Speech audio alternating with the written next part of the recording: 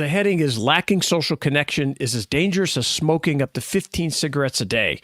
Now, maybe that's a little hyperbole, but it's one of the top things that can cause premature mortality, Alzheimer's, let's just call it general unhappiness.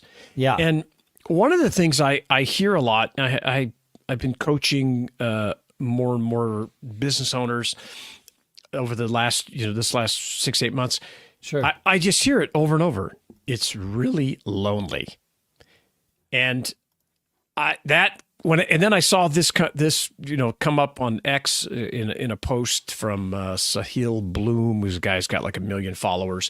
And yeah, that's it right there. If you're watching the live stream, you can see it. Or if you watch on YouTube, you can see that. And I thought this looks really important and we ought to be talking about it because, we're serial entrepreneurs, patently unemployable. And I would say one of the reasons that I was interested in starting this podcast was to help overcome being, I guess, lonely or isolated, maybe. Yeah. And even if you're an entrepreneur surrounded by a bunch of employees, they don't know, you can't share everything with them. At least I hope you're not. You can be friendly, but you can't be friends with them. It's difficult. Yeah, it's very difficult. Maybe there's stuff you don't want to share with your spouse about the business that's stressing you out, and you think, wow, this will stress them out even more. So a lot of it is on our shoulders, and I think it's worth, taking some time here to talk about ways to offset this. I think it's interesting to look at this chart because and again, all charts are made in their own way, but this comes from the Office of the U.S. Surgeon General, and it shows that, again, of the 6 things on this chart, lacking social connection is the worst. Your odds of premature mortality are at like a 0.65. Smoking up to 15 cigarettes a day is a 0.55. Drinking 6 alcoholic drinks, 0.3-ish. Physical inactivity, 0.2. Obesity, 0.15. And then air pollution is like a 0.5.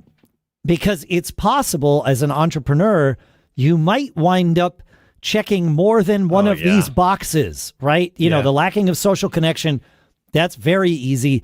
And especially, the COVID lockdowns forced us to certainly be isolated, but it also gave us permission to be isolated. And for a lot of us entrepreneurs, myself, certainly, it was like, okay, great. Now I don't have to worry about like going and like seeing people. I can just like buckle down and get to work and like do the things. And there was I didn't enjoy the lockdowns in a general sense, but there were parts of them where there was like, oh, there's a silver lining here. Like, okay, great. And part of that silver lining, I've said on the show before, I'm an introvert, and so my default is to not go and hang out with people. I've learned how to not be shy when I'm around people.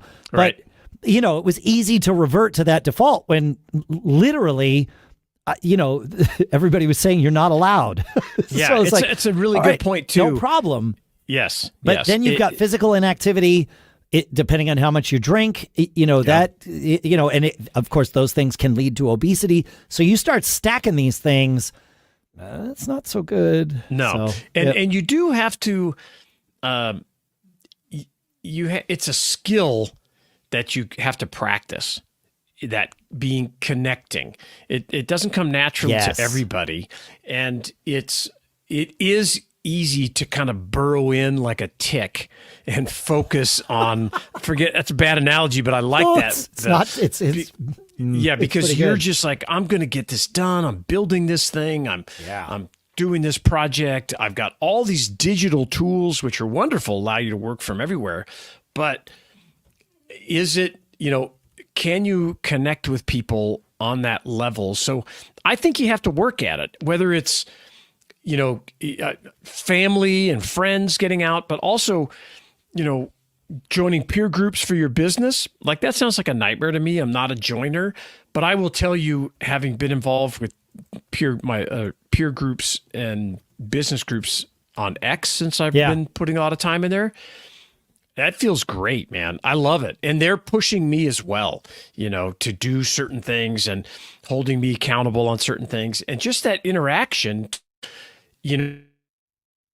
Uh-oh. Shannon's on his Starlink connection today, so we're going to have him back in about 10 seconds would be my guess based on it. But, a cloud flew over. Maybe it was frequent flyer day, so an airplane flew over and blocked Shannon's view of the satellite. All right, did the airplane pass by and we got you it's back? Done. Okay. Yeah, all right, that great. one Perfect. satellite that I'm on. Anyway, I'm talking about the groups that I'm in on X. It's very powerful to get that back and forth and that engagement. So forcing yourself, that's a bad word, and getting yourself to get out, whether you're doing it online and connecting with people, but you got to connect the right groups. The whole concept here is lifting each other up, don't go on, this will sound bad, but if you're in business, I would say Reddit is not a great place to hang out because it's full of it's way more full of negativity in my opinion.